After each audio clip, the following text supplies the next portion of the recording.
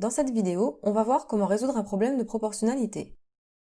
Premier exercice.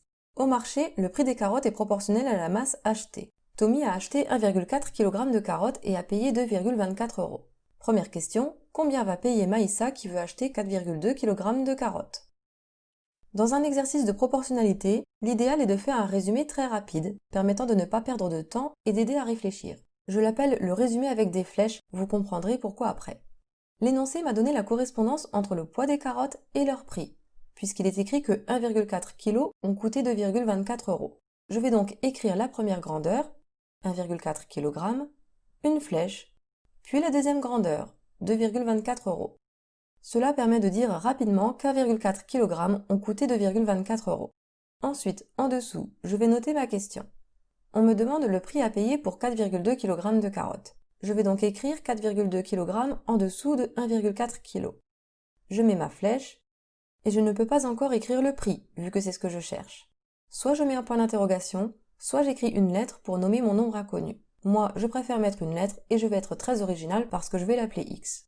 Et voilà, mon résumé est terminé. Il n'y a plus qu'à calculer X. Avant de vous jeter sur le produit en croix, vérifiez toujours si vous ne pouvez pas trouver le lien entre la première et la deuxième colonne. 1,4 fois combien font 2,24? Vous ne savez pas? Alors on cherche si on ne trouve pas un lien pour passer de la première ligne à la deuxième facilement. Vous ne voyez pas non plus? Alors dans ce cas, oui, vous pouvez faire le produit en croix. Moi personnellement, vu que j'ai un bon niveau en calcul mental, j'ai repéré que 1,4 fois 3 font 4,2. Donc dans ce cas, pour calculer x, il suffit de calculer 2,24 fois 3 qui font 6,72. Mais à votre âge, je ne pense pas que vous ayez vu cette solution.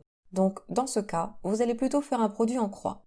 Pour ceux qui ont du mal avec le produit en croix, j'ai déjà fait une vidéo là-dessus, je vous mets le lien en haut à droite et dans la description de la vidéo. Pour le produit en croix, n'hésitez pas à redessiner la croix pour vous aider et éviter les erreurs. Mais dans ce cas-là, faites-le au crayon de papier pour que ça ne se voit pas trop et qu'on puisse gommer si besoin. On va maintenant pouvoir calculer x. On va donc écrire x égale.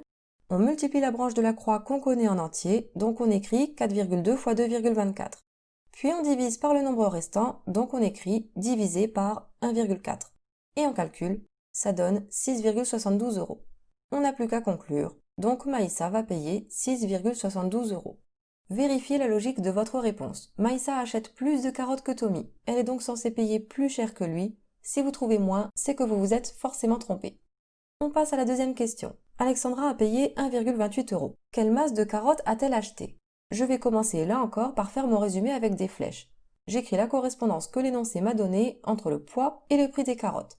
1,4 kg, flèche, 2,24 €.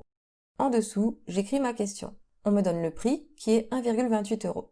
Je vais donc écrire 1,28 € au bon endroit, en dessous de 2,24 €.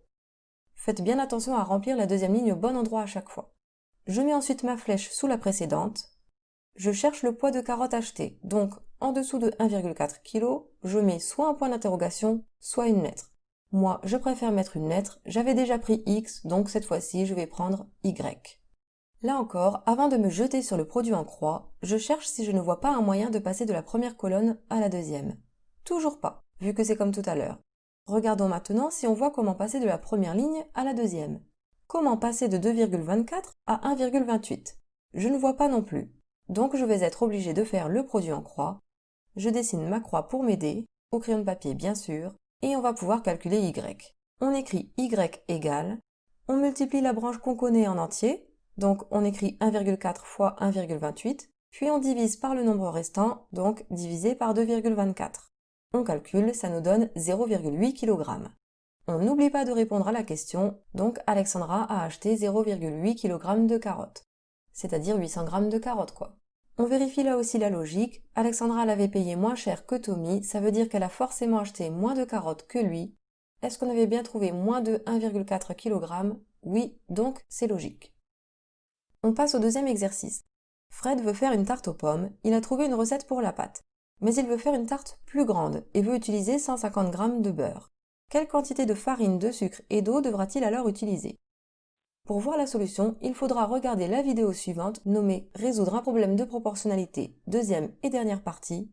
Normalement, vous devez voir le lien s'afficher, mais sinon je vous le mets aussi dans la description de la vidéo.